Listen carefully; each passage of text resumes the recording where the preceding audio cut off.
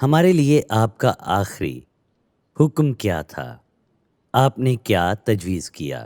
عمومی طور پر ہم جناب مسیح سے پہلے یہ سوال پوچھتے ہیں۔ انہوں نے فرمایا آسمان اور زمین کا کل اختیار مجھے دیا گیا ہے۔ یہ وہ آخری الفاظ تھے جو جناب مسیح نے اس زمین پر ارشاد فرمائے تھے۔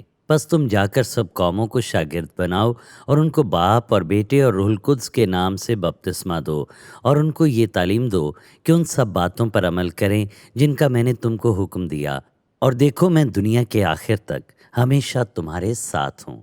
جاؤ اور سب قوموں کو شاگرد بناؤ، یہ تعلیم دے کر کہ احکامات کا پاس رکھو، احکامات کو مانتے ہوئے ان کی حفاظت کرو۔ یہی آخری حکم اور بڑا حکم ہے۔ مسیحیوں کے لیے سب سے بڑے حکم میں جناب مسیح نے اپنے پیروکاروں کے لیے وقت آخرت تک ہدایات فراہم کی ہیں۔ یہ صرف 1 مہینے یا 2 مہینے کے لیے نہیں، یا 1 سال یا 10 سال کے لیے نہیں، بلکہ ابد تک ہیں۔ انہیں اس دنیا میں بہتری لانے کے لیے تبدیلی کا سبب بننے کی کوشش کرنی چاہیے۔ اب وہ کون سا عظیم حکم ہے جو پیغمبر اسلام نے ہمارے لیے چھوڑا؟ انہوں نے بستر مرگ پر فرمایا، میرے پاس آؤ کہ تمہارے لیے ایک کتاب لکھوں جس کے بعد تم گمراہ نہ ہوگے۔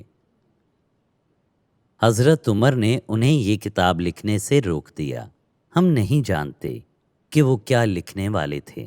پھر انہوں نے یہ دعویٰ کیا کہ انہیں چھوڑ دیا گیا تھا۔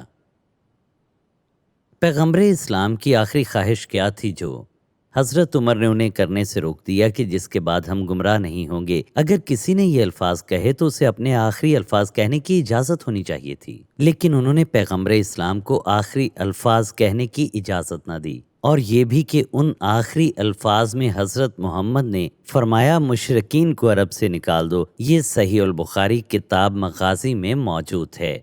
اور دیکھیں یہ آخری حکم ہے۔ دیکھیں مشرکین جو مسلمانوں کی طرح عبادت نہیں کرتے تھے نکال دیے گئے تھے، انہیں جزیرہ عرب سے نکال باہر کیا گیا تھا، اور حضرت عمر بن الخطاب کی ایک دوسری دیکھیں حدیث میں ہے کہ آپ نے یہود و نصارہ کو بھی نکال دیا تھا۔ میں یہود و نصارہ کو جزیرہ عرب سے نکال دوں گا تاکہ مسلمان کے سوا کوئی وہاں باقی نہ رہے، اور یقیناً ایسا ہی ہوا۔ جس نے بھی مذہب اسلام سے اتفاق نہیں کیا اسے جزیرہ عرب سے نکال دیا گیا تھا۔